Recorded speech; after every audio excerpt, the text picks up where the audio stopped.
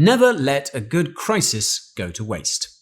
This famous quote by Winston Churchill has been used in many contexts, and the first context was the creation of the United Nations at the end of World War II. Now, this quote has also been thrown around quite a few times since the start of the pandemic, and nowhere has it been more apparent than in the context of the World Economic Forum's Great Reset. Today, I'm going to explain exactly what the Great Reset is, tell you how to resist it, and which cryptocurrencies could benefit.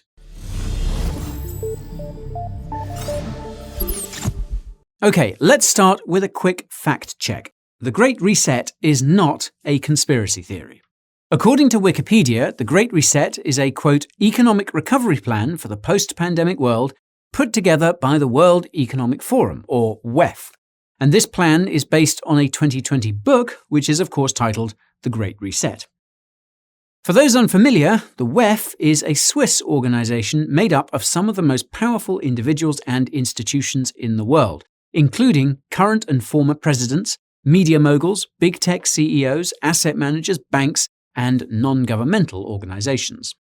As per the WEF's own website, the organization's explicit purpose is to, quote, shape global, regional, and industry agendas. And the WEF does this by supporting individuals and institutions that promote its agenda. The WEF is headed by the one and only Klaus Schwab, a German engineer, economist, and former professor who has served as its chairman since it was founded in 1971. Naturally, almost all the WEF's agendas are based on Klaus's ideas. This includes the Great Reset, as it was Klaus who co-authored the book The Great Reset, along with another lifelong academic and economist named Thierry Melleret. Just a few days after the book was published, the WEF hosted a virtual event about what the Great Reset will look like, which featured Klaus, Thierry, and a couple of other WEF insiders. So, for starters, Klaus & co. consider the pandemic to be on a par with another world war as far as its global disruption goes, and this presents an opportunity to replace capitalism with stakeholder capitalism. As you might have guessed, stakeholder capitalism is another one of Klaus's ideas, and the short of it is that it replaces shareholders with so-called stakeholders, who basically decide what everyone does. If you're wondering who the stakeholders are, Klaus has made it clear in many interviews and at many events that the stakeholders are the individuals and institutions who are a part of the WEF. In crypto terms, you can think of stakeholder capitalism as being the total centralization of control in the hands of the world's most powerful people, corporations, and organizations. According to Klaus, there are 3 phases to the Great Reset, and the first 2 relate to the pandemic. These are restrain, i.e. fight the virus, which is the phase we're currently in, and recover, which is the next phase where the world enters the, quote, new normal. That's another phrase you've doubtless been hearing a lot these days, and what's interesting is that the term new normal seems to have been coined by Chinese President Xi Jinping during his 2017 speech at the World Economic Forum's Davos meeting. Probably nothing.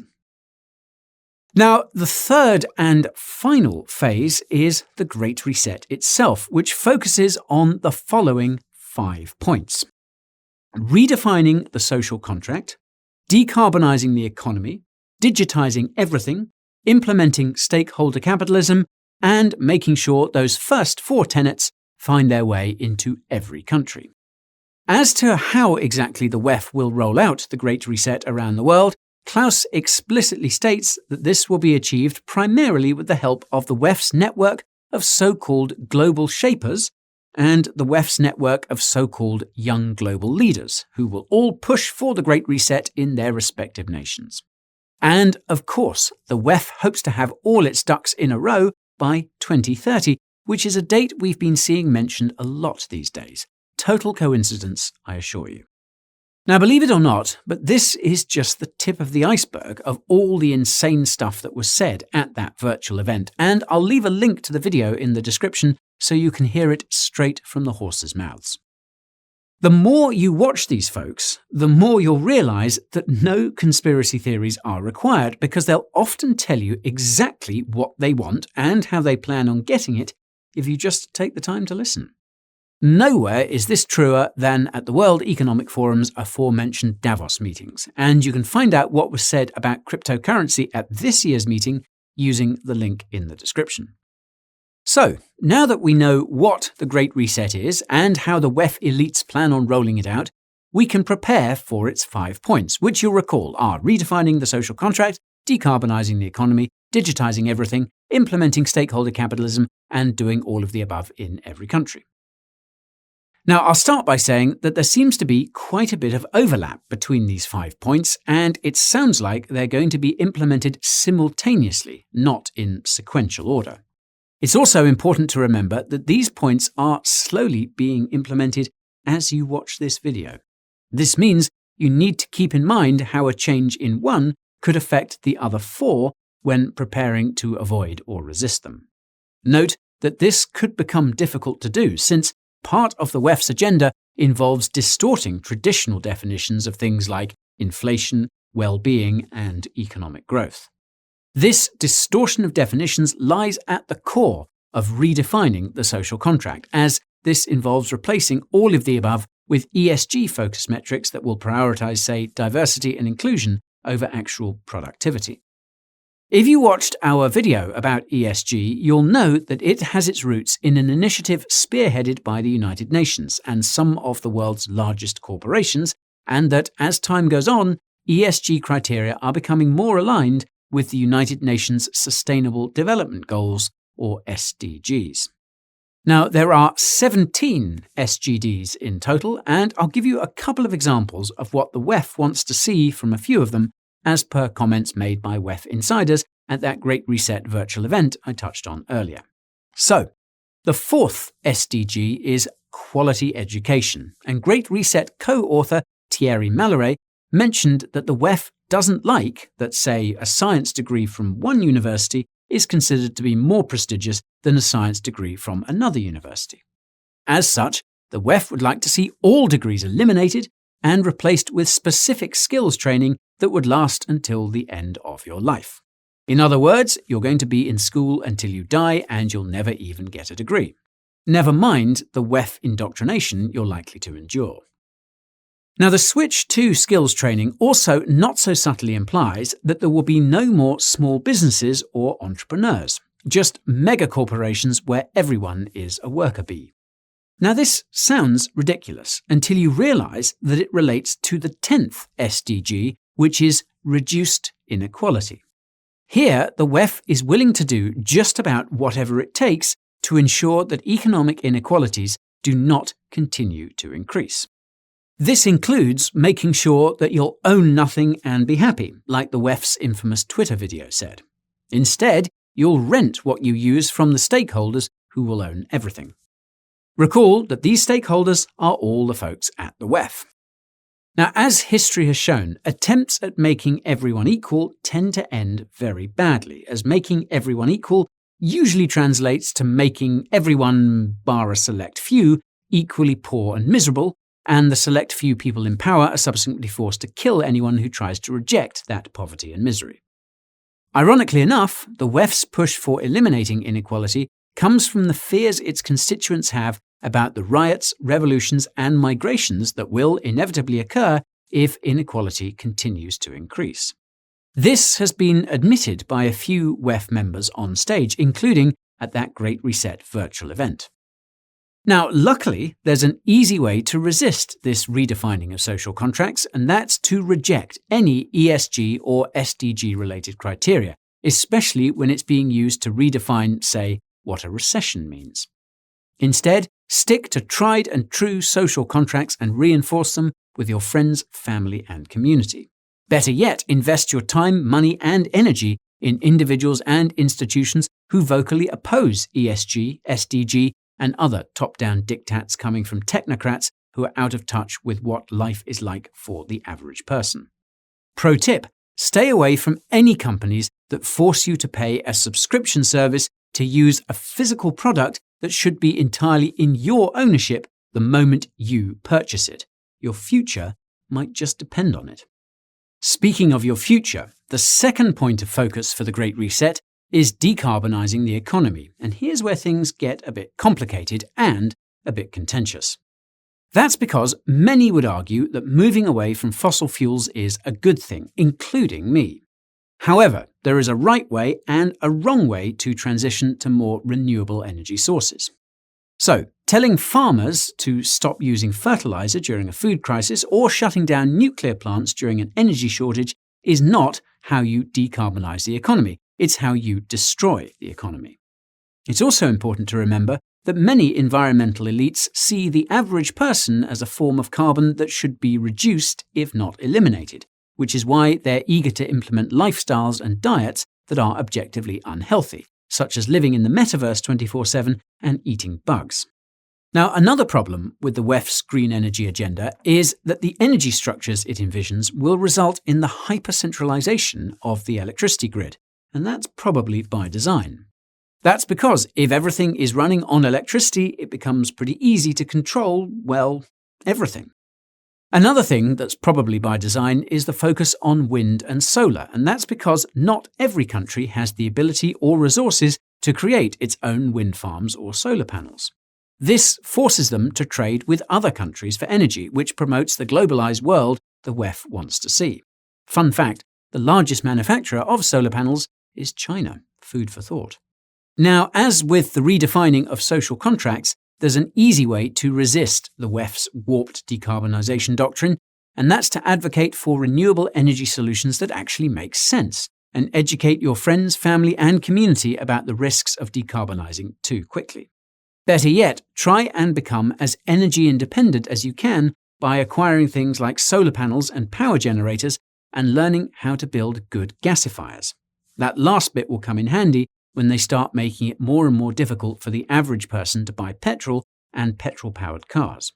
Pro tip, consider getting your hands on the same kind of car that's used by emergency services like the police in your area. Chances are they won't be switching to electric anytime soon, and the commonality of the car means it will be cheap and easy to fix for the foreseeable future. And if you're wondering, no. Bitcoin will not be banned because of its energy use or carbon emissions. That's because even the WEF knows that the energy and carbon emissions associated with crypto mining are a fraction of a percentage of the global total. They're just upset that they can't control BTC like other cryptos, which is why ESG-obsessed asset managers are pushing for green energy disclosures from crypto miners and investing in publicly traded crypto mining companies. It's their attempt at taking control, and it will fail. Now, if you want the facts about Bitcoin's energy use and carbon emissions, you can check out our video about CoinShares' crypto mining report using the link in the description. Now, Bitcoin actually relates to the third focus of the Great Reset, and that's the digitization of everything, and I mean everything. If you watched our video about the Bank for International Settlements' vision of the future of the financial system, you'll know that it wants essentially every asset in existence to be tokenized on a permissioned blockchain that's run by the government and the central bank. To clarify, yes, the Bank for International Settlements, or BIS, is heavily involved with the WEF, and many of its members are so-called agenda contributors, meaning they're directly involved with the WEF's Great Reset plans. As I noted in that aforementioned video, the tokenization of all real-world assets in such a manner means the government and central bank could turn off your ownership of anything at any given time for whatever reason it sees fit, including your identity. Then again, you're apparently going to own nothing, so... Now, as far as digitization goes, the elephant in the room is the digitization of money, specifically the development of a central bank digital currency, or CBDC, which is something that just about every central bank is planning on rolling out, courtesy of the BIS. Now, if you watched our video about cryptocurrency versus CBDCs, you'll know that the two couldn't be any more different. While cryptocurrencies are built from the ground up to maximize freedom, CBDCs are built from the ground up to maximize control. Where, when, and how you spend, even how much you save. If you watched our video about the WEF's massive crypto report, however, you'll know that a few crypto projects seem to have sided with the WEF as well, and that the WEF sees the appeal of a so-called synthetic CBDC, which involves using a centralized stablecoin like Circle's USDC as a de facto CBDC. For what it's worth, it's unlikely that centralized stablecoin issuers like Circle will force KYC on wallets holding USDC anytime soon, as CEO Jeremy Allaire has made it clear that the company wants to make its stablecoin as cash-like as possible.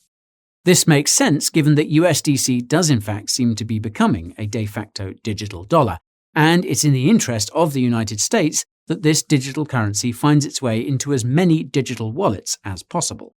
This can only be done by relaxing KYC and AML. In any case, there's just one missing piece of the CBDC puzzle, and that's a dystopian digital identity. This is a prerequisite for the rollout of a CBDC, since you need to be able to identify individuals. And let's just say that governments have been working hard on proof of concepts for digital IDs during the pandemic. A digital ID is also a prerequisite for widespread internet censorship, which the WEF apparently wants to implement with the help of artificial intelligence. I suppose that's not surprising, given that information about the WEF and its affiliates is spreading like wildfire these days.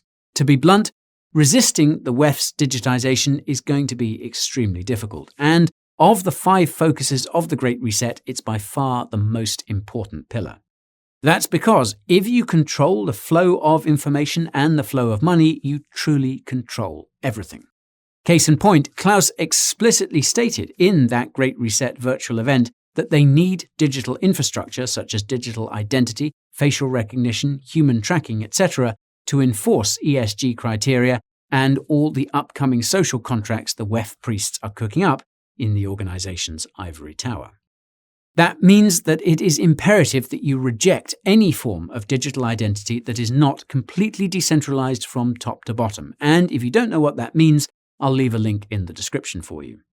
It also means that you need to get your hands on some form of currency that cannot be easily tracked, censored, or confiscated by a centralized authority. This includes cash, precious metals, and select cryptocurrencies. I seriously cannot stress how important this is, because CBDCs are coming. However, I must caution that cryptocurrencies with publicly viewable blockchains like BTC may not be ideal, as these transactions will be easily tracked. That's why a privacy coin like XMR might be a better option, but it'll really depend on what the unique circumstances you're dealing with are. Finally, familiarize yourself with decentralized video platforms like Odyssey, learn how to use decentralized live streaming platforms like Theta, and start uploading information you think is at risk of censorship to decentralized storage solutions like Arweave. These cryptos will be extremely important. Make no mistake, the freedom of information and the freedom of money are the ultimate deterrents to the Great Reset. That's because the truth eventually overcomes indoctrination, no matter how many times it's labeled disinformation or misinformation, and overcoming this depends on the ability to financially support the individuals and institutions speaking and propagating these truths. Pro tip: keep physical copies of all your most important records, such as land deeds, home ownership documents, passports, driver's licenses, crypto wallet seeds, and the like, even if they're expired. They will help preserve your identity if you're unpersoned for opposing the WEF's ever-expanding agendas. And if you think that compliance will save you, recent events have shown that it will only make things worse for you and everyone else in the end. The only winners in this system will be stakeholders at the WEF, which ties into the 4th factor of the Great Reset, and that's the introduction of stakeholder capitalism. Now, to be honest, I'm not entirely sure how the WEF will introduce stakeholder capitalism, mainly because it's not entirely clear how the stakeholder capitalism governance structure works. The WEF has over 4,000 individual members and has hundreds of institutional partners, 100 of which are labelled as strategic, i.e. important. How they all come to a consensus is anyone's guess. Even if we assume it's just the 100 strategic partners calling the shots, it's hard to imagine that they're all on the same page about every issue. In fact, I remember watching one of Klaus's speeches from one of the WEF's events earlier in the pandemic, and it sounded like he was desperate to keep the interests of these so-called stakeholders aligned. Now, you'd think the real stakeholders are governments, but Great Reset co-author Thierry Malloret admitted at that virtual event that the private sector effectively controls the public sector through lobbying. If you watched our video about the enemies of cryptocurrency, you'll know that Wall Street is one of the biggest lobbyists out there. This means that the real stakeholders are the big banks, asset managers, and the central banks, as they ultimately determine how money moves in the economy. On paper, central banks are supposed to be apolitical, meaning they don't espouse any particular ideology. In practice, this isn't always the case, and in places like Europe, the central bank has been explicit about supporting the same agendas as the WEF. As for the big banks, they seem to be on the same page as the asset managers, which makes sense given that most of them are on the same street, Wall Street. The biggest names on this block are BlackRock and Bank of America, both of which have been explicit in their intentions to direct capital to anyone or anything that's bowing at the altar of ESG, and removing capital from anyone or anything that offends their sensibilities, regardless of ESG status, such as Tesla. This relates to how stakeholder capitalism can be fought, and that's to exacerbate the differences in interests between the different stakeholders at the WEF wherever possible. To be frank, this is probably not something most of us can do, as we probably don't have the ear of, say, the Central Bank of Bulgaria. In any case, it's important to point out that centralized power is inherently unstable. That's because as more power gathers in one place, the more profit someone stands to gain if they stab the other participants in the back, especially if it earns them the support of the people. Now, call me crazy, but I think elite figures like Elon Musk fall into this category. It's not so much that he's some benevolent fellow, it's that he's run the numbers and realized that he stands to gain much more by siding with the crowd. Besides, he's already richer than all the other elite figures, so he's won their hierarchical game. Now, as stupid as it sounds, supporting breakaway figures like Elon might be our best bet at encouraging more of them to defect from the WEF and ruin its stakeholder capitalism. I imagine there's more than a few stakeholders who are sick of being hated by the public and can't stand Klaus and his clown company, and who would love to get the same sort of fanfare as the Doge Father. Pro tip, tell Elon I sent you. So this brings me to the final factor of the Great Reset, and that's the export of the WEF's endgame to every single corner of the Earth. As I mentioned earlier, Klaus explicitly stated during that virtual conference that the WEF will leverage its network of global shapers and young global leaders to ensure the Great Reset is implemented in every country. Klaus also specified that there are over 10,000 of these usurpers slowly slipping into various positions of power around the world, and he repeatedly stated that the Great Reset's success depends on this. This makes sense because there's only so much the WEF can achieve from the top down. The pandemic proved this for reasons I won't get into here, but the TLDR is that Klaus and his cult followers saw the pandemic response as a, quote, test of the Great Reset philosophy. Well, this top-down test didn't go nearly as well as the WEF had hoped, which seems to be why the WEF has been leaning so heavily on those global shapers and young global leaders as of late.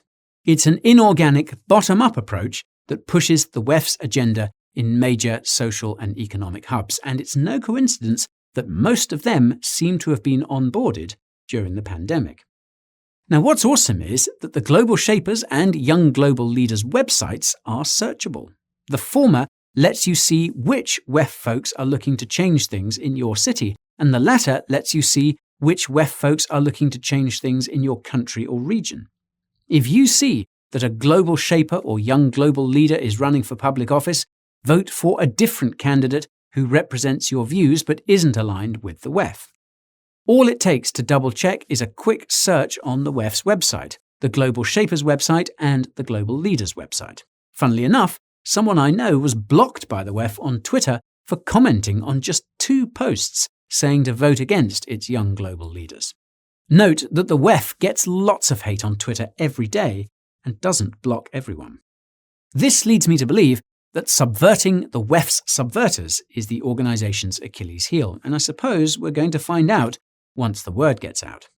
Klaus admitted at the end of that virtual event that they might not succeed, so let's ensure they don't. Remember that we only have until 2030, so make the next 8 years count through your selective spending, full attention, directed energy, and informed voting. That's really all you need to do to defeat the WEF at the end of the day. All the other stuff is just to be extra safe if things go south. Once the WEF has been defeated, the next order of business will be to create robust, decentralized autonomous organizations to replace institutions like the WEF and its affiliates to prevent this degree of centralized power from ever happening again, so that the average person can finally live in peace. That and fixing the money, which has arguably been the driver of this centralization since the dawn of time. You can learn more about the power of crypto governance using the link in the description. That's all for today's video about how to resist the Great Reset. If you feel it's important, share it with someone you think will feel the same way. If you found it helpful, smash that like button to let me know, and don't forget to subscribe to the channel and ping that notification bell before you go. While you wait for the next video, check out Coin Bureau clips for more from this crypto bro, and tune in to the Coin Bureau podcast to learn about crypto as you go. You can also follow me on Twitter, Instagram, and TikTok, and you can join my Telegram channel for crypto updates that will make your eyes pop. If you want to support our operation, head on over to the Coin Bureau merch store and get yourself some crypto-themed apparel to join the Crypto Nation. Links to these resources and more are down in the description.